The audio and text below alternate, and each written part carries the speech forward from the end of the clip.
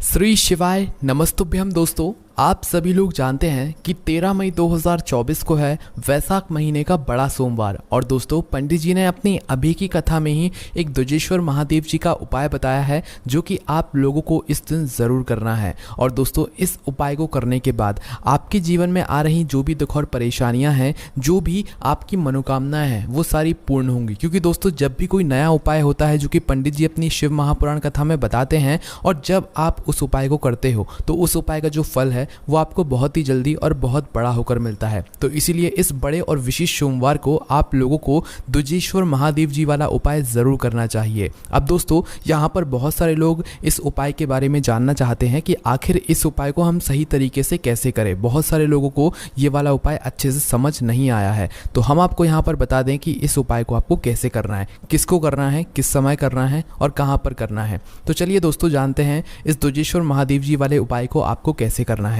सबसे पहली चीज़ दोस्तों, हम लोग ये जान लेते हैं कि इस दुजेश्वर महादेव जी वाले उपाय को करना किसको है। तो देखो, एक कोई भी बड़ा जो उपाय होता है जो घर के पूरे सदस्यों के लिए किया जाता है, वो हमेशा घर की जो बड़ी माताएं बहनें होती हैं वही करती हैं। मतलब घर का कोई बड़ा सदस्य करता है। तो इस वाले उपाय को अगर हो सके तो भाई घर की जो बड़ी माताएं बहनें हों वही करें, है ना। अगर किसी कारणवश घर की माताएं बहनें घर में उपस्थित ना हो, या घर की माताएं बहनें ये वाला उपाय ना कर पा रही हों, शिव जी के मंदिर ना जा पा रही हों, तो फिर घर का कोई बड़ा सदस्य भी इस उपाय को कर सकता है, चाहे वो पुरुष ही क्यों ना हो। इसमें कोई भी दिक्कत वाली बात नहीं है।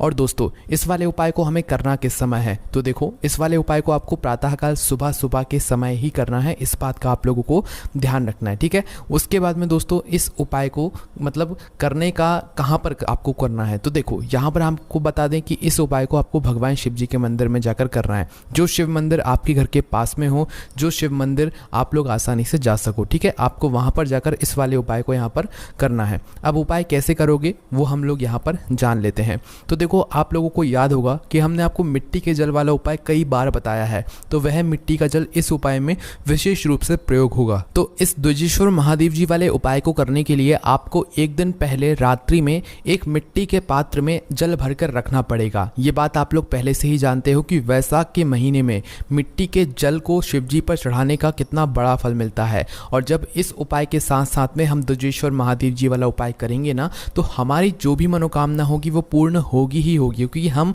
बहुत ही बड़े और विशेष दिन पर ये वाला उपाय कर रहे हैं। और वैशाख महीने का जो सोमवार होता है ना, वो बहुत ही बड़ा सोमवार होता है। इसलिए आप लोगों को इन मौकों को अपने हाथ से नहीं जाने देना चाहिए। तो भाई, सोमवार के एक दिन पहले रात्रि में आप लोगों को क्या करना है कि एक मिट्टी का कोई पात्र लेना है। जैसे मिट्टी का मटका हो गया, या मिट्टी का दिया हो गया, या मिट्टी का कोई भी ऐसा पात्र जिसके अंदर कम से कम 1 लोटा जल बन जाए, ठीक है।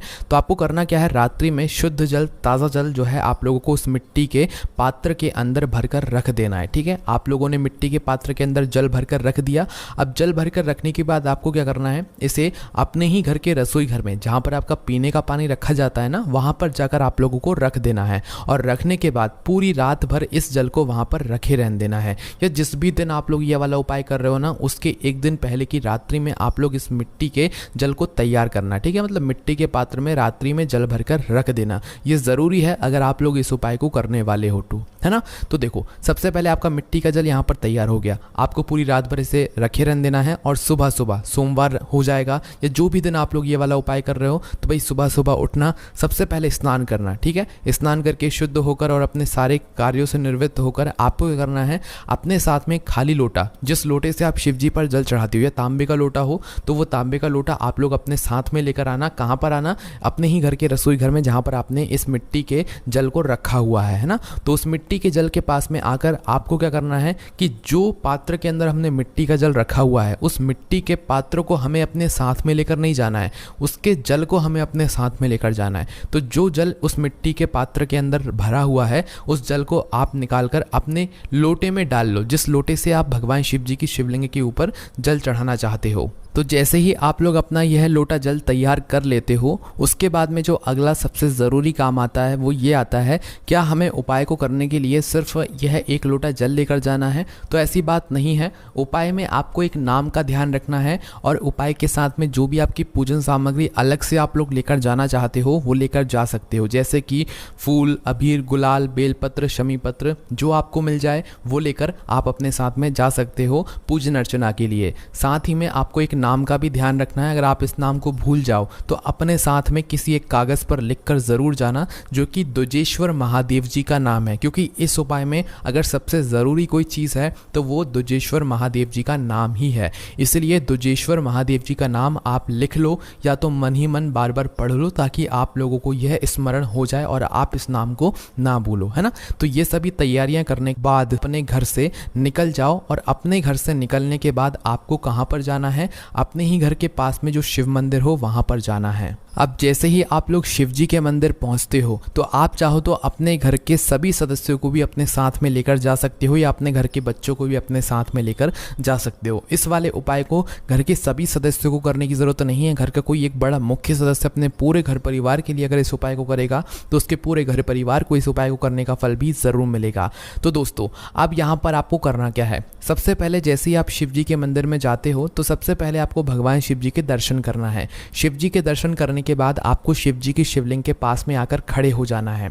अब देखो, जाते से ही आप लोग जल मत चढ़ाने लग जाना, क्योंकि यह जल सीधा शिवलिंग के ऊपर नहीं चढ़ेगा। एक प्रतिक्रिया के बाद ही यह जल शिव जी की शिवलिंग के ऊपर चढ़ेगा। और जब से आप यह उपाय करना शुरू कर दो तो द्विजेश्वर महादेव जी का नाम आप मन ही मन स्मरण जरूर कर लेना, क्योंकि ये वो उपाय है जिस उपाय को करने से आपके सारे काम बन जाएंगे, आपकी सारी दुख और समस्याएं दूर हो जाएंगी, आपकी मनोकामनाएं भी पूर्ण हो जाएंगी।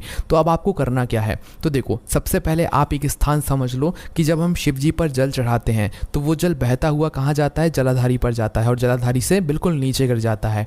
तो वो नीचे गिरने वाला जो हिस्सा रहता है जलाधारी का, आपको उस स्थान को देख लेना है, ठीक है, क्योंकि ये जल हमें वहीं से चढ़ाना शुरू करना है और धार से चढ़ाना शुरू करना है ना। ये हमें शिवलिंग पर आखिरी में चढ़ाना है, पहले नहीं चढ़ाना है। तो हमें कहाँ से जल चढ़ाना शुरू करना है, जो शिवलिंग की जलाधारी होती है, जलाधारी का जो आखिरी भाग होता है जहाँ से जल नीचे गिरता है, ठीक है। तो उस जगह पर आपको क्या करना है, अपना एक लोटा जो जल है जो आप अपने साथ में लेकर आए हुए हो, उधर से एक धारा बनाना आपको शुरू करना है, ठीक है। और धारा बनाते हुए आपको शिव जी के पूरे गोलम गोल में उस धारा को चलाते चलाते आपको पूरा वापस वहीं आकर रुक जाना है जहां से आपने इस धारा को चलाना शुरू किया था। मतलब आपने एक बार जल की धारा चढ़ाना शुरू कर दी तो आपको उसे रोकना नहीं है, इस बात का ध्यान रखना है ना।